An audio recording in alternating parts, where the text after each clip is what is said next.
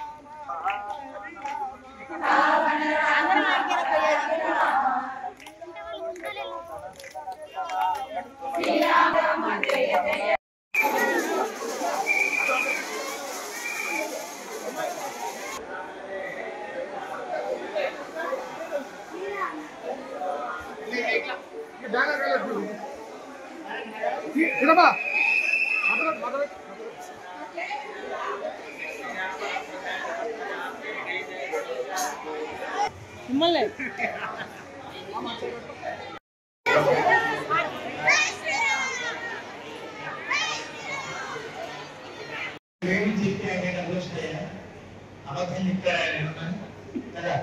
ఆ మహర్షికి ఏమీ ప్రయోజనమే లేవు, కానీ ఒక కొండ చాలా గొప్ప కొండ అయినప్పుడు ఆ కొండ చుట్టూ తిరగడం నేర్చుకుంటే 2 రకాల ప్రయోజనాలు ఉంటాయి। ఒకటి మానసికంగా ఆధ్యాత్మికంగా ఆ దేవుడు రెండోది చక్కగా వాకింగ్ అవుతుంది కదా। ఎక్కడెక్కడో తిరగడం కంటే దేవుడి చుట్టూ తిరిగితే స్వామికార్యం స్వకార్యం 2 గుర్తవుతాయి కదా। అందులో దేవుడికి వెళ్ళండి, గోవర్ధనానికి వెళ్ళండి, బృందావనానికి వెళ్ళండి, అరుణాచలానికి వెళ్ళండి, ఇవన్నీ చూపిస్తారు। ఏ ప్రదక్షిణ ఒకటైతే అక్కడే చేయాలి అని ఉండదు। ఎక్కడ దేవుడు స్వయం వ్యక్తమై ఒక కొండ మీద ఉంటారో ఆ కొండ చుట్టూ తిరగడం అనేది అది పౌరాణికమైనటువంటి ప్రమాణం ఉంటే చాలా ఉపయోగపడుతుంది। అదృష్టం కొద్ది దేవస్థానం వారు ఈ గిరి ప్రదక్షిణాన్ని ఇలా చేస్తే వాళ్ళకి చక్కగా దర్శనం ఇద్దాం, ప్రసాదం ప్రకారం గిరి ప్రదక్షిణాన్ని అలవాటు చేయడం కోసం చేశారు। మనం టికెట్ తీసుకోలేదు కదా, 100 రూపాయలు కూలీలు అన్ని చూస్తారు అని అంటే మనకు దర్శనం అవుతుంది। ఆ గుడి చుట్టూ తిరిగిన పుణ్యం లభిస్తుంది. అది ఎప్పుడో చేయడం కంటే ఆదివారం చేయడం చాలా గొప్పది. ఆదివారం కంటే పునర్వసు నక్షత్రంగా చేయడం చాలా చాలా గొప్పది. ఎవరు కూడా పునర్వసునాలు కంటే ఏదైనా మనం కనుక ఆర్థికంగా చేస్తే మనం పోగొట్టుకున్న సంపద అంతా తిరిగి లభిస్తుంది. సంపద పోగొట్టుకున్నాం మనం. పునః వసు అంటే అర్థం ఏమి అంటే మళ్ళీ ఐశ్వర్యాన్ని ప్రసాదించేది. పునః వసు ఇది పునర్వసు అంటారు. ఎందుకు ఆ నక్షత్రానికి ఎంత ప్రాధాన్యం అంటే భగవంతుడు రామచంద్ర ప్రభువు ఈ లోకంలో అవతరించిన నక్షత్రం పునర్వసు నక్షత్రం. పునర్వసు రాధీత వేదం పునర్వసునాలు చేయండి మంచి పని, ఈ గొప్ప ఫలితాన్ని ఇస్తుంది అని చెప్తున్నాడు. ఆ రామదాసు గారి యొక్క పర్వతరం వారైన శ్రీనివాసరావు ఈ సంకల్పించి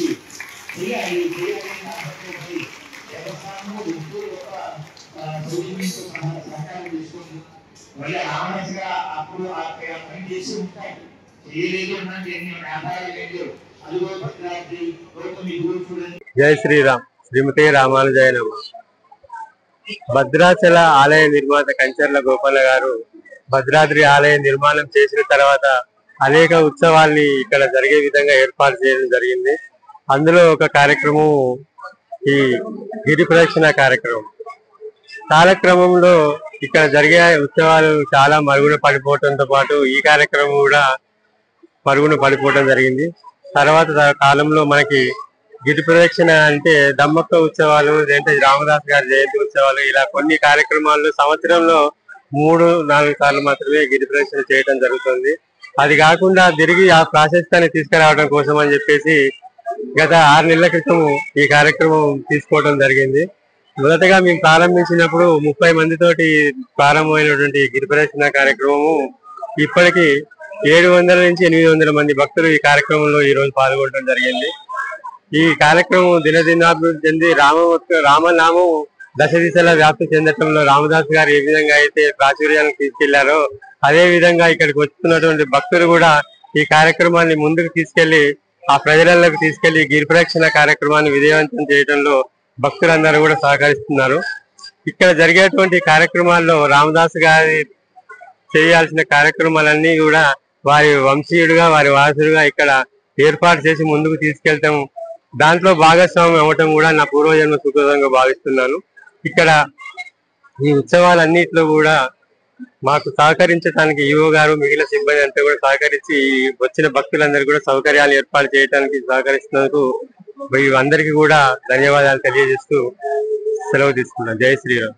లైక్ చేయండి, షేర్ చేయండి, సబ్స్క్రైబ్ చేయండి. మరిన్ని వీడియోల కోసం బెల్ సింబల్ పై క్లిక్ చేయండి.